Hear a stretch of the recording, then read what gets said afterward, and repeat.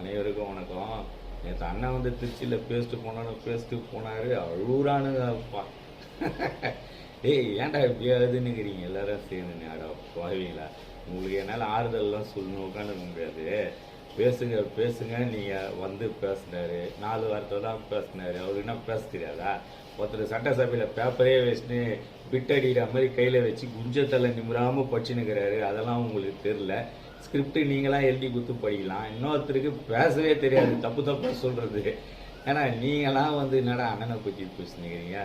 அவர் பேசின ஸ்பீச் தெரியல. ஏற்கனவே உங்கள் 2 கட்சியை காலி பண்ணிட்டாரு. மறுபடியும் அவரை பற்றி பேசாதீங்க. அவர் எது பேசினாலும் அதெல்லாம் கரெக்டாக நாங்கள் செய்வோம். புரிதா இல்லையா உங்களுக்கு? உஷாராயிட்டாங்களாமே.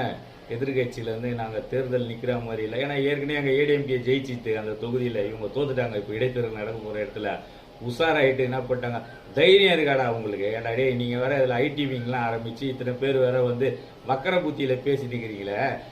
எங்களுக்கு தெரிஞ்சு போச்சு உங்கள் அழிவுக்கு காரணம் நீங்கள் தான்டா. நீங்கள் கண்டிப்பாக இனி நீங்கள் காணாமல் தான் போக போகிறீங்க பாரு. எத்தனை பேர் காணாமல் போக போகிறீங்க பாரு. ஒன்றுமே நீங்கள் பண்ண முடியாது.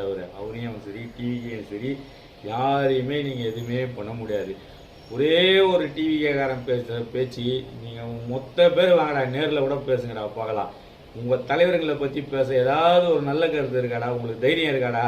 எங்கள் தலைவர் இப்படி இந்த மாதிரி ஆளுன்னு சொல்லி பேசுறதுக்கு? உங்கள் ஊழல் குற்றச்சாட்டை எடுத்து வச்சுன்னு வைங்க, 1 வருஷத்துக்கு வரும்டா.